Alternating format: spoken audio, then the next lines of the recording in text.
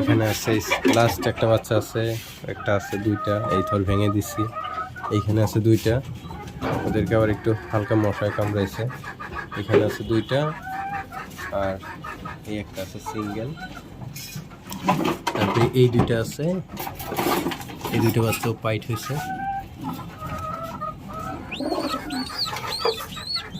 দেখি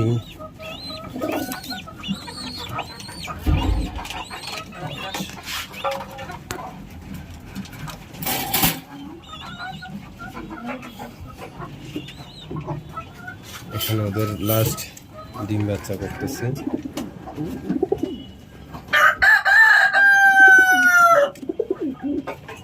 বাচ্চাটাকেও মেডিসিন লাগিয়ে দিতে হবে, প্রায় শুকিয়ে গেছে, আর একটু দিতে হবে।